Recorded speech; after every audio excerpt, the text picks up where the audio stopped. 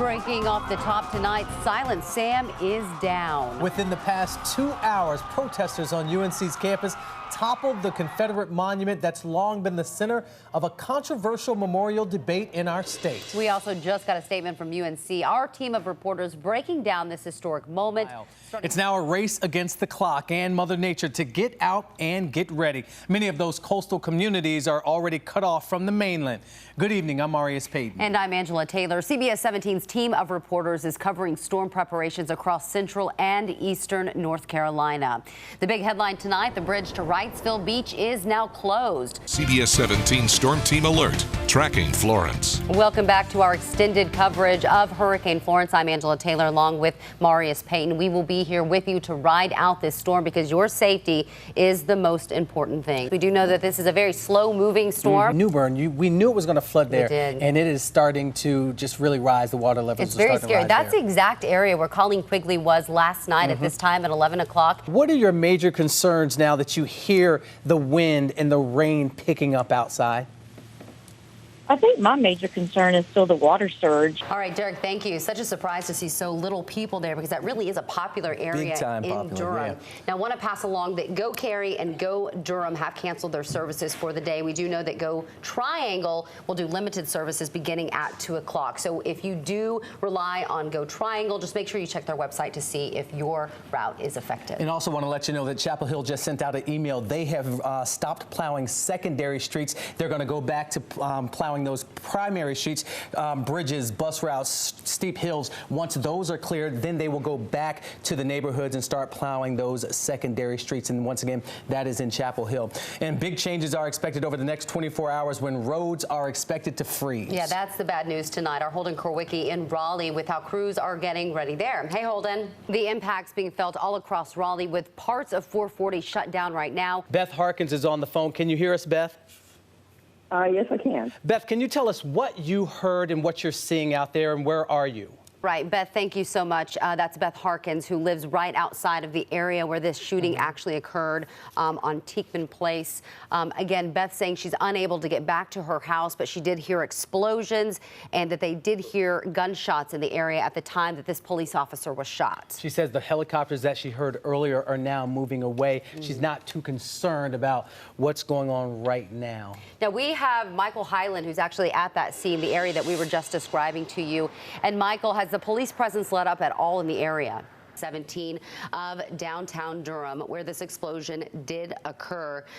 Again, one person was killed as a result of this. We do know that the Durham School of the Arts, which was near the explosion, that was evacuated because of what had happened. We can tell you that a contractor hit a 2-inch gas line with a boring machine. And what a boring machine does, it enlarges a hole that has already been drilled. That is what was going on when they heard that explosion. Once again, there was one confirmed fatality. 15 people have been taken to medical facilities around the Durham area right now. And this is the scene right now. The fire has been put out, but there is quite a bit of smoke.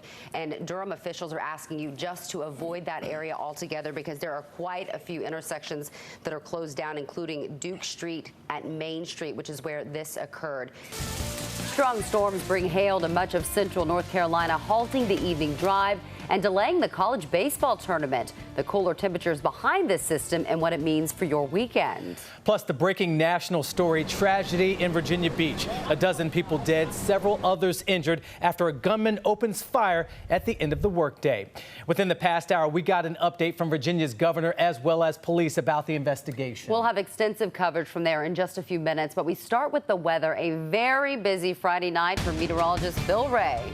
And we support him. The school district says the superintendent is recovering, but couldn't talk in an interview because of a strained voice. That is dedication to education right there. Good for him. Along with the graduations come the yearbooks. But not in one school in our state, at least not yet. The mistake that forced it back to the printers next. A group of people reached out to CBS 17 about the trash on Spring Street in Wake Forest. Last night at 11, we went to work to get them answers. And tonight we can report we got results. This is what the street looked like today, all cleaned up. Town officials shared these pictures. They sent crews out to pick up the trash and they put up no dumping signs. They also want to remind you that if you see a mess in your neighborhood, you need to report it to them so either they can take care of it or get the property owner to do so. They were on that fast after that story aired. A breaking news update this evening. Shocking images as scaffolding collapsed with 2 workers on it. We first alerted you about it through our mobile news app just before noon.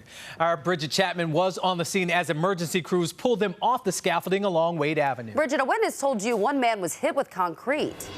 He really has such a positive attitude despite what he's gone through. Now, Amy mentioned in the story about all of the support that he's received from all over, including visits to his hospital room from professional football players. We'll be sure to include that clip in the story right now on CBS17.com. Such an incredible story, his strength and wanting to go back to school because he doesn't want that guy to win. Amazing. Yes. Angela, I've spoken with friends and family, and the mood there is still heavy. Yeah, Marius, you would know this is your hometown. This is where you grew up. You have a lot of friends here, including police officers who witnessed this tragedy. Now, last year we mentioned 82 units of blood were donated last year, and that saves a lot of lives. It does. So we saved up to about 256 lives by getting 82 units of blood. That's a lot of blood. It's a lot of blood, yes. And we're trying to prevent that summer shortage here in the area, correct? Absolutely, yes. At our local hospitals, yes. All right, Tara, thank you so much for joining us, and thanks for the event. Once again, we're out here at Crabtree Valley Mall. Once again, the volunteers are great. Once you get your blood taken, no tears whatsoever. We are talking straight professionals out here, and after you finish, you can come here and enjoy some snacks courtesy of the American Red Cross. So you have until 7 o'clock today to come out here to Crabtree Valley Mall to donate blood. Them, seeing their faces, and some of them, we're the best thing they see all day. Yeah. Because of, some of the situations these kids face at home, and I'm here because they can't be here. Like, I'm supposed to be their advocate, and that's why we're all here. Yeah. You're very passionate about what you do. Yeah. That's what makes a good teacher. Thank you. Thank you so much for speaking and telling the truth. We certainly appreciate you being here. Thank you very much. All right, best of luck. We hope you guys get what you want. They're all here for a reason. Some of them actually had to pay substitutes to be here, but they say they would do it again. They'll do it every year until they start seeing some changes. That was Roy Williams talking to the media after his team's 88-72 victory. He said it himself. Let's be honest. When the big guy went out of the game, that changed the game entirely. We certainly wish him the best. We hope that it is nothing serious. And, of course, Jeff Jones will stay on top of that for us. Let's check in with Zach Dahlheimer live from the party tonight on Franklin Street. We saw people just running there after the game ended.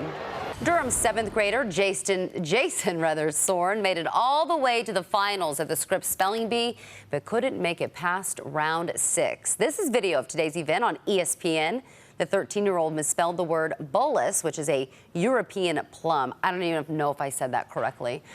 Jason was the only North Carolina student to make it this far. Governor Cooper congratulated Jason on Twitter, saying, quote, "Way to make North Carolina proud." Now, 50 spellers made it to the finals, but only 14 remain.